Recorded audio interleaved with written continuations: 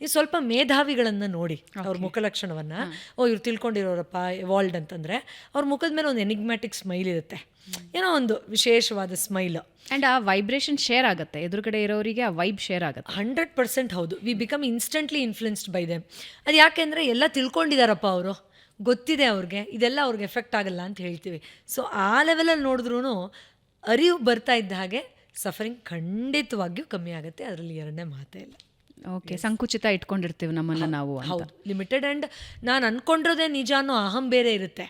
ಯಾರಾದರೂ ಬೇತ್ಸಕ್ಕೆ ಬಂದರೆ ಇಲ್ಲ ಆ ವ್ಯಕ್ತಿನೇ ಇಷ್ಟಪಡಲ್ಲ ಅಥವಾ ಅದು ಅಸತ್ಯ ಅನ್ನೋದ್ರ ಕಡೆ ನಾವು ಅದಕ್ಕೆ ಹರಸಾಹಸ ಮಾಡಿ ಅದನ್ನು ಡಿಸ್ಪ್ರೂವ್ ಮಾಡೋಕ್ಕೆ ಹೊರಟೋಗ್ತೀವಿ. ಹೀಗೂ ಇರಬಹುದಲ್ವಾ, ಅಥವಾ ಹೀಗಿಲ್ಲ ಅಂದರೂ ನ್ಯೂಟ್ರಲ್ ಆಗಿ ಇದನ್ನು ಸ್ವೀಕಾರ ಮಾಡೋ ಮನಸ್ಥಿತಿ ನನಗಿದೆಯಾ ಅನ್ನೋಷ್ಟು ಸಮಾಧಾನವೂ ಇಲ್ಲ. ಯಾಕಂದರೆ ನಮಗೆ ನಾವು ಒಂದು ಸ್ವಲ್ಪ ಡಿಗ್ರಿ ಮಾಡಿದ ತಕ್ಷಣ, ಒಂದು 2 ಕಂಟ್ರಿಗಳಿಗೆ ಹೋದ ತಕ್ಷಣ, ಅಥವಾ ಏನೋ ಒಂದು ಚಿಕ್ಕ ಪುಟ್ಟ ಸಾಧನೆ ಅಂತ ಮೆಟೀರಿಯಲಿಸ್ಟಿಕ್ ಲೈಫಲ್ಲಿ ಪಡೆದ ತಕ್ಷಣ ನಾ ಹೇಳಿದ್ದೇ ಸರಿ, ನನಗೆ ಗೊತ್ತಿರೋದಷ್ಟೇ ಸಾಕು, ಇದೇ ವರ್ಕ್ ಆಗೋದು ಎಲ್ಲದಕ್ಕೂ